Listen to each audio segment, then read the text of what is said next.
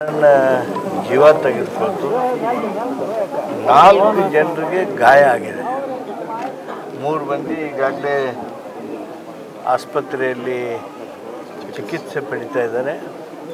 ಇನ್ನೊಬ್ಬ ಹುಡುಗ ಅವನ ಕೈ ಎತ್ತೋದಕ್ಕೆ ಬರ್ತಾ ಇಲ್ಲ.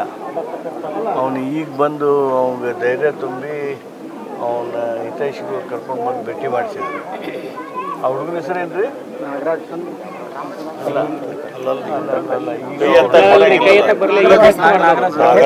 ನಾಗರಾಜ್ ಅಂಥೇಳಿ.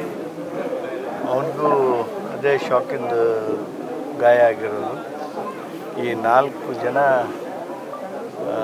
ಗಾಯಗೊಂಡಿದ್ದಾರೆ. 3 ಜನ ಆಸ್ಪತ್ರೆಯಲ್ಲಿ ಚಿಕಿತ್ಸೆ ಪಡಿತಾ ಇದ್ದಾರೆ. 2 ಸಾಕಷ್ಟು ಈಗಾಗಲೇ ಸುಧಾರಣೆ ಆಗಿದ್ದಾರೆ. ಒಬ್ಬನಿಗೆ ಊಟ ಇನ್ನೂ ಮಾಡೋದಕ್ಕೆ ಬರ್ತಾ ಇಲ್ಲ. ಲಿಕ್ವಿಡ್ ಜ್ಯೂಸ್ ಹಾಕ್ತಾ ಇದ್ದಾರೆ. ಯಾಕಂದರೆ ಈ ಗಂಟಲ ಪೋರ್ಷನ್ ಒಳಗನ ಅವನಿಗೆ ಶಾಕ್ ಎಲೆಕ್ಟ್ರಿಕಲ್ ಇಂಪ್ಯಾಕ್ಟ್ ಆಗಿದೆ. ಆದರೆ ಜೀವಕ್ಕೇನು ಬೆದರಿಕೆ ಇಲ್ಲ ಅಂಥೇಳಿ ನಮ್ಮ ವೈದ್ಯರ ಅಭಿಪ್ರಾಯ. ಭಾಳ ಬೇಗ ಸುಧಾರಿಸ್ತಾರೆ. ಅವ್ರಿಗೆ ಬೇಕಾಗಿರ್ತಕ್ಕಂಥ ಚಿಕಿತ್ಸೆಯನ್ನು ಈಗಾಗಲೇ ನಮ್ಮ ಜಿಲ್ಲಾ ಆಸ್ಪತ್ರೆಯಲ್ಲಿ ನೀಡಲಾಗ್ತಾಯಿದೆ. 3 ಜನ ಏನು ಅಸುನೀಗಿದ್ರು, ಅವರ ಕುಟುಂಬದ ಪರಿಸ್ಥಿತಿ ಸಾಕಷ್ಟು ಸಮಸ್ಯಾತ್ಮಕನೇ ಆಗುವಂಥದ್ದು. ಅವರೇ ದುಡಿಯೋರಿದ್ದರು, ಅವರೇ ದುಡ್ದು ಹಾಕೋರಿದ್ದರು. ಒಬ್ಬನ್ನು ಹೊರತುಪಡಿಸಿ 2 ಕುಟುಂಬಗಳಲ್ಲಂತೂ ಈಗೇನು ತೀರಿ ಹೋಗಿದ್ದಾರೆ. ಅವರು ದೇವರ್ ಬ್ಲಡ್ ಅರ್ನರ್ಸ್. ಅವರೇ ಅವರಿಗೆ ಆದಾಯ ತರುವಂಥ ಯುವಕರಾಗಿದ್ದರು. ಈ ಘಟನೆ ಭಾಳಷ್ಟು ನೂತನಿದೆ.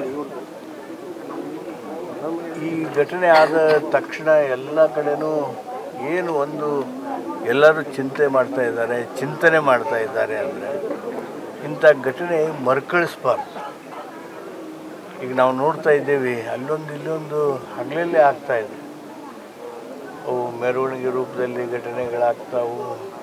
ಈ ಸೆಲೆಬ್ರೇಷನ್ ಮಾಡ್ತೀವಿ ಅಂತೇಳಿ ಮಧ್ಯರಾತ್ರಿ ನಸುಕು ಈ ರೀತಿ ಘಟನೆಗಳಾಗ್ತಾಯಿವೆ.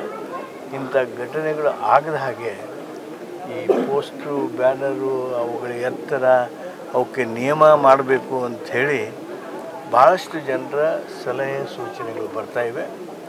ಸರ್ಕಾರ ಆ ದಿಸೆಯೊಳಗೆ ಚಿಂತನೆಯನ್ನು ಮಾಡ್ತದೆ.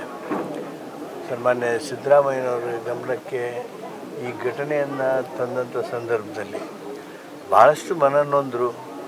ಬಡ ಕುಟುಂಬಗಳಿಗೆ ಆಗಿರ್ತಕ್ಕಂಥ ಆ ಹಾನಿಗೆ ಸ್ಪಂದನೆ ಮಾಡಿದರು. 2 ಲಕ್ಷ ರೂಪಾಯಿ ಮೃತರಾಗಿರ್ತಕ್ಕಂಥ ಕುಟುಂಬದವರಿಗೆ ಪರಿಹಾರ ಕೊಡಲಾಗಿದೆ.